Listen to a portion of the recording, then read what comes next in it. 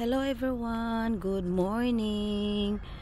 Naglalakad ako dito sa along by the beach na nagagala lang ako para na hindi maano yung kasi inuubo po kasi ako kaya gusto kong maglanghap ng fresko ng hangin. Kaya ito pumunta lang ako dito sa dagat.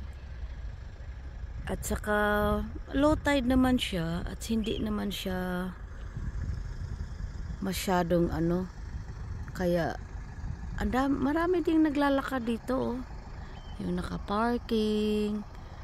Ayan, maganda dito guys kasi may siya, may dito sa gilid may bahay na parang caravan. Ayan tingnan natin. Ayan ang caravan doon yung holiday home. Ayan siya i-zoom in natin. Ayan.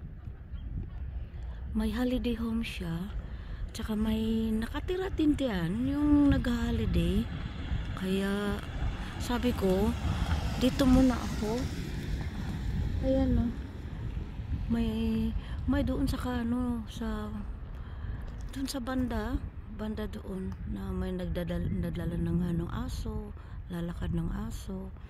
Kaya ako dito, ayun, ito yung isang mama na nagpapaebak ng aso, kaya pinupulot din niya, binigyan din niya ng pagkain. Ayun, ang ganda dito guys, na first time ko lang itong nakapunta dito, kaya maano pa rin yung ubo ko, hindi talaga totally na nawala yung ubo ko.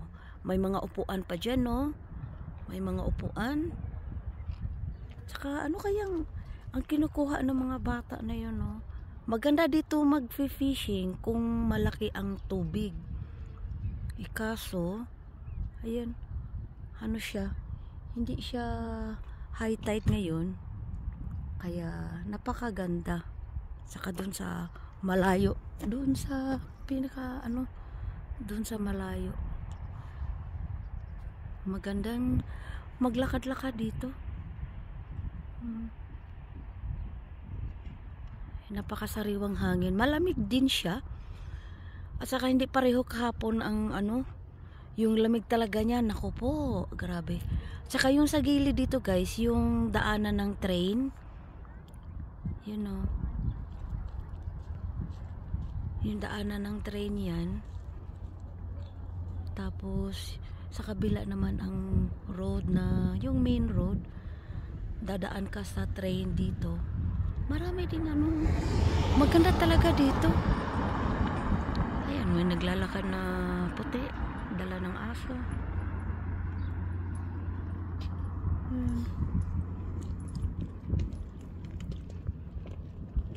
Napakaganda talaga dito. Halos mga dito yung may mga aso, mga matatanda, dala-dala ng mga aso nila yun sa kabila. Tingnan natin dito sa kabila. Punta tayo. Ayan, lalakad tayo doon. Ayun, may lumabas galing sa galing sa caravan site. Yun lalabas.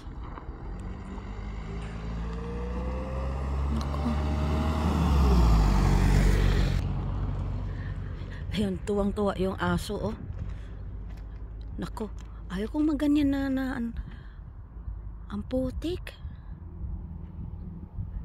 Nako, yung aso tuwang-tuwa naglalaro doon. Ayun naglalaro. Nako, tuwang-tuwa talaga ang aso na yan. Pinakawalan siya. Nako, ang layo na. Ang dumi niyan.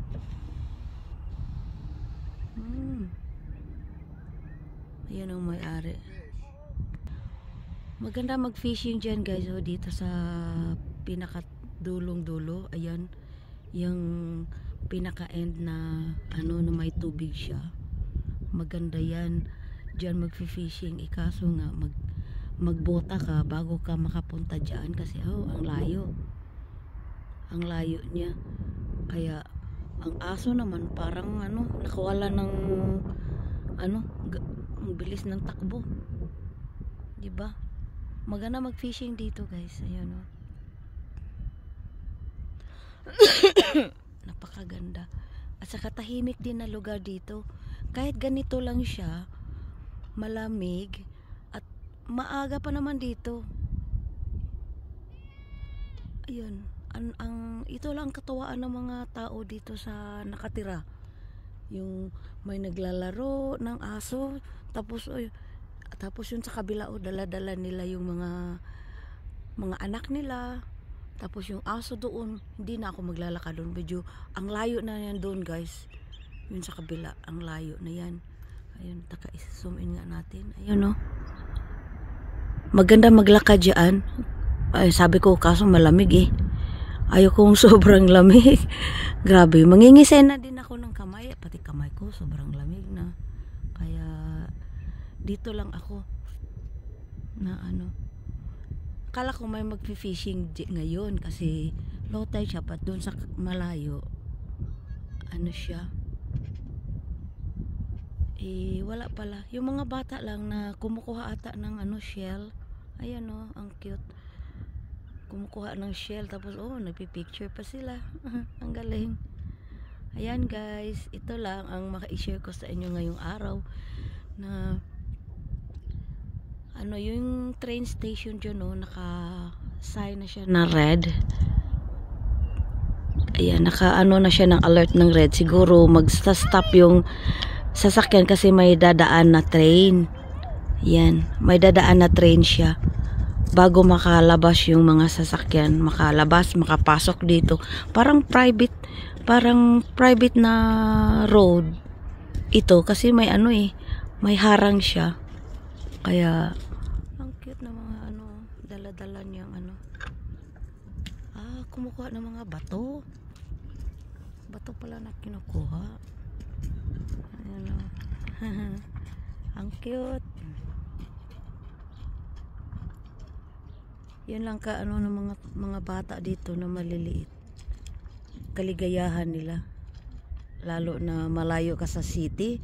Dito lang, dagat lang ang pupuntahan mo. Ayun.